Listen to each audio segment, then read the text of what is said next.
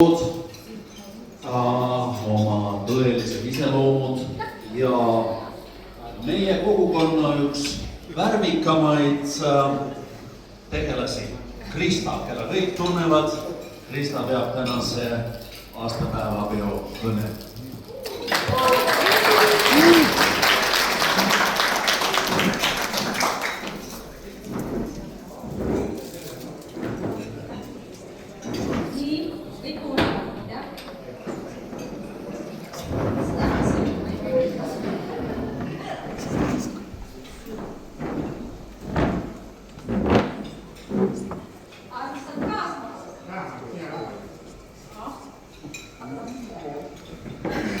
Armsad kaasmaalased, austatud suursaadik, prouad ja härrad, preelid ja noorsandid nii siin Eestis kui ka kõigis maailma teistes paikades. Palju õnne meile kõigile Eesti Vabariigi 108. sünnipäeval.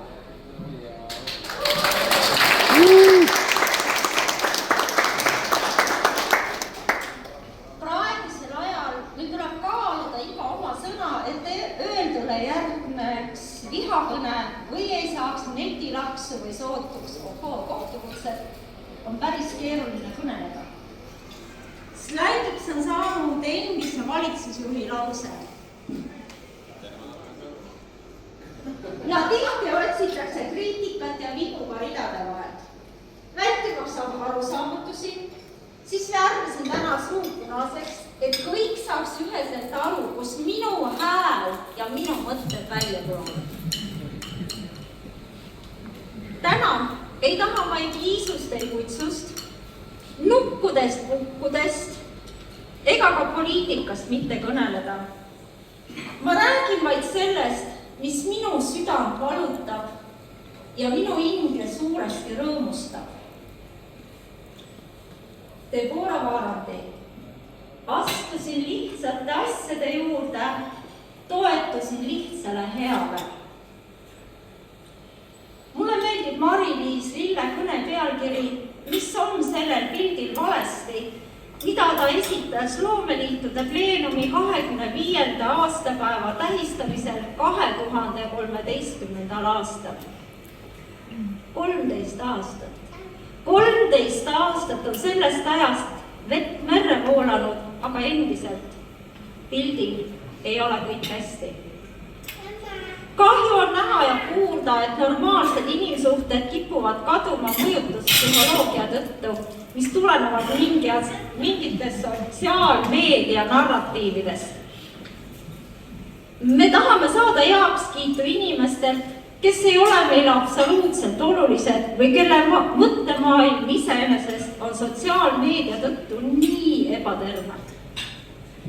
Ja see kõik rikub meie tegelikke suhteid.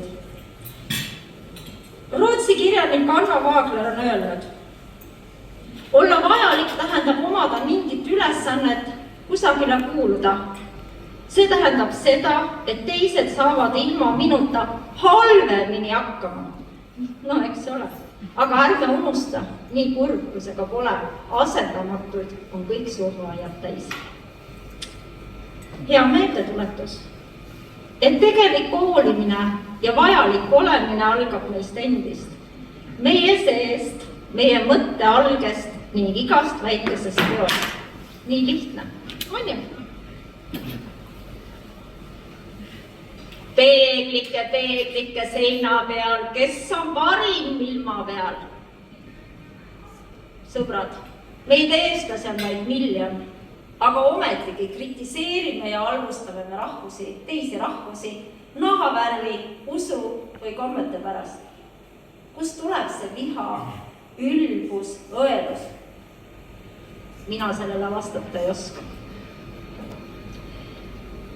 Lennart Meri legendaarne ütelus, olgem eestlased, aga saagem ka eurooplasteks. See tähendab, hoidkem oma identiteeti, aga käitugem väärikalt, hoolivalt ja lugupidavalt ka teiste suhtes. Olgu meie tugevus ja ilu, hooliv, märkav ja mõistev rahvas. Jaan Kruusvald kirjutas, ei ole rõõmusid, mida ei saaks jagada kellegagi. Küll on aga muresid, millest kellelegi rääkida ei saa. Rõõmu suurust mõistab igaüks, mure suurust harva keegi. See näitab, et rõõmuks on inimene alati ette valmistatud, mureks mitte kunagi. Me ei taha, et meid läbi nähtaks, aga soovime nii väga, et meid mõistetaks.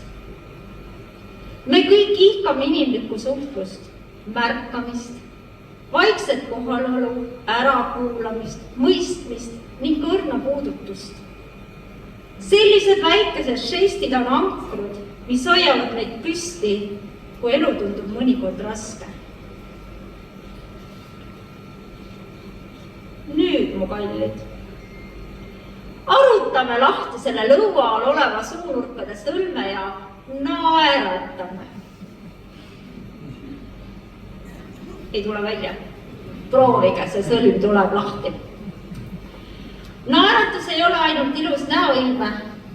See teeb su olemise rõõmsaks, lõdvestab lihased ning võib päästa ka kellegi päeva, kelle mõttetõld ei olnud just sõitnud päikeselisel puiesteel.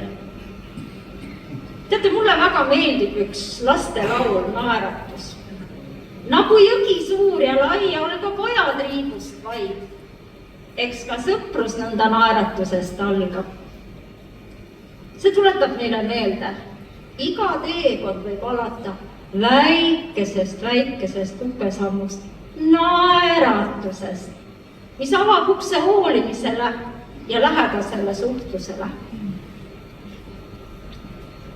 Mu koduke on tilluke, kui ta on armas minule. Eesti on maailmakaardil nii väike, et ei paista isegi nööpnõela peal korralikult välja.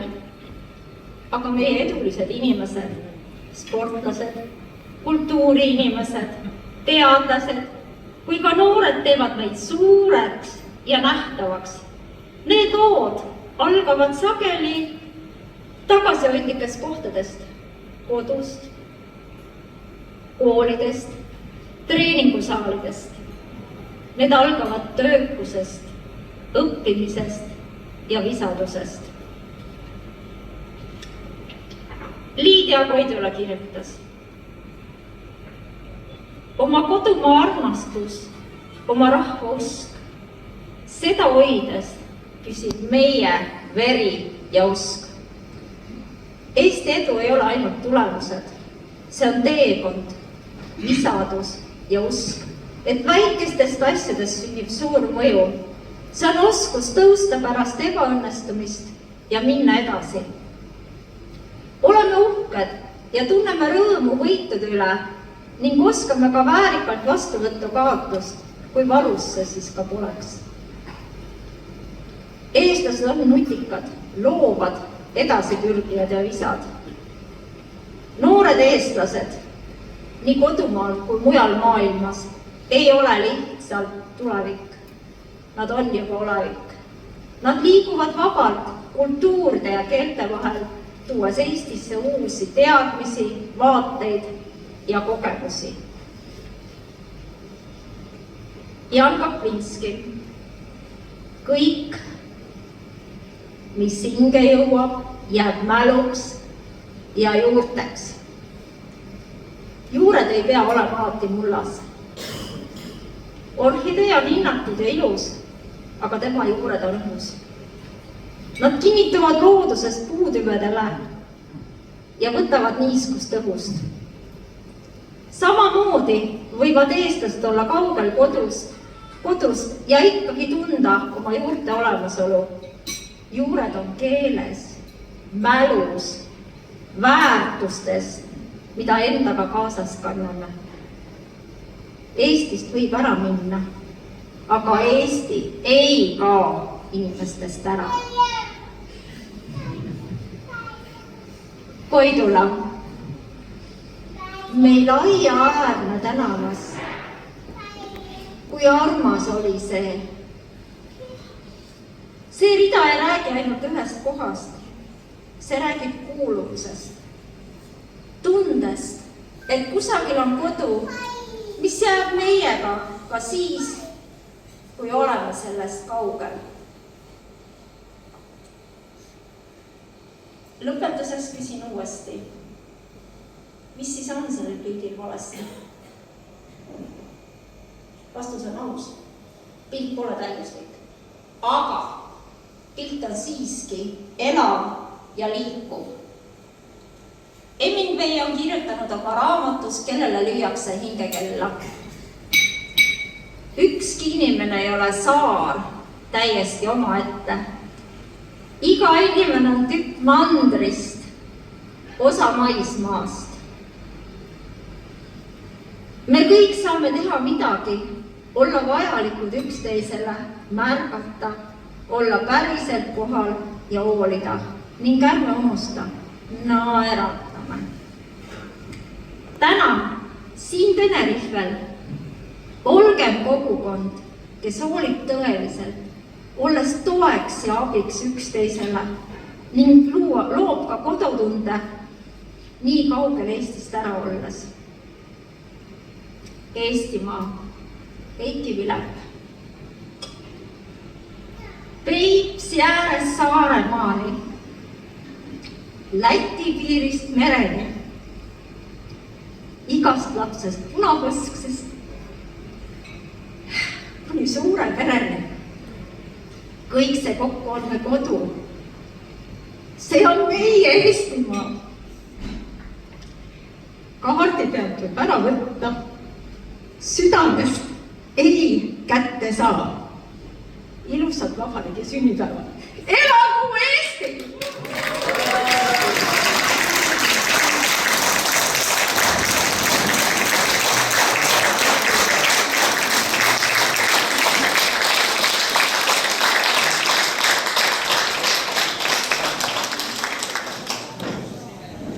Aitäh Kristale!